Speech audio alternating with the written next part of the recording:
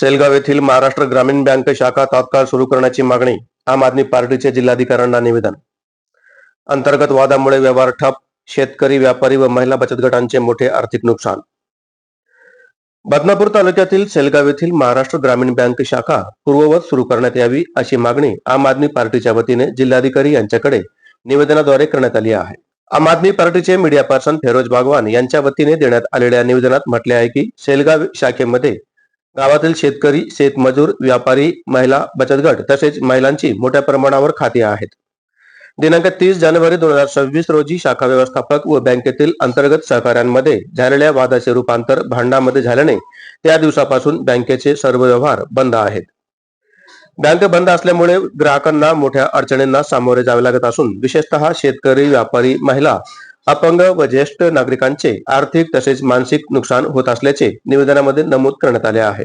शाखेच्या मुख्य प्रवेशद्वारावर मोठे फलक लावून सेलगाव येथील सर्व व्यवहार बदनापूर शाखेत होतील अशी सूचना देण्यात आली आहे.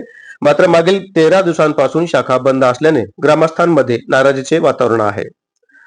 सदर वाद हा ग्राहकांचा नसून बँकेतील कर्मचाऱ्यांच्या अंतर्गत वाद असल्याने संबंधित कर्मचारी काम करण्यास इच्छुक नसतील तर नवीन कर्मचाऱ्यांची नियुक्ती करून शाखा तात्काळ सुरू करावी अशी मागणी करण्यात आली आहे. हे निवेदन ॲडव्होकेट फेरोज जहीर बागवान, जिल्हा मीडिया प्रमुख, प्राध्यापक सुभाष देठे गुरुजी, कार्यकारिणी सदस्य आणि श्रीराम वाघ, सामाजिक कार्यकर्ते यांच्या स्वाक्षरीने सादर करण्यात आले आहे.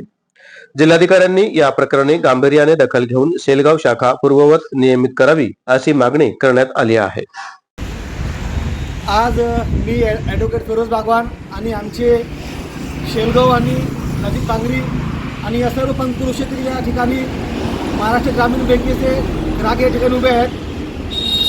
30 जानेवारी 2026ला या बँकेमध्ये बँकेचे कर्मचारी आणि यांचे जे अंतर्गत लोक आहे यांचे भांडण झाले.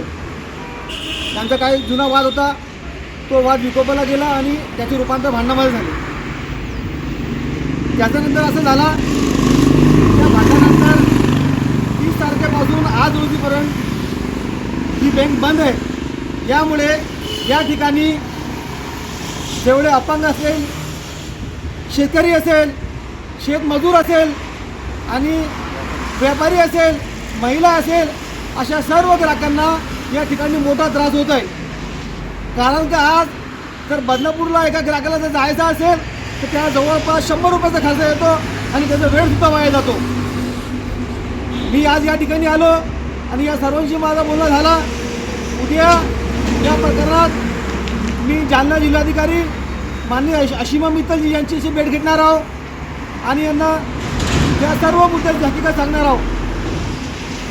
विशेष म्हणजे की लाडक्या बहिणी असेल, शेतकरी असेल, शेतमजूर असेल, व्यापारी असेल, या सर्वांना मागील 30 तारखेपासून बँक बंद असल्यामुळे मोठा त्रास होत आहे. या ठिकाणी लोकांचा जे व्यवहार आहे ते व्यवहार खंडित झालेला आहे.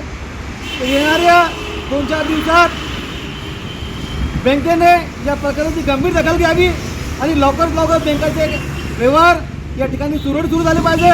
अन्यथा आम आदमी पक्षाकडून आणि या पंचक्रोशीतील सर्व ग्राहकांना आम्ही सोबत घेऊन एक मोठं जन आंदोलन उभं करू. जय भारत, जय महाराष्ट्र.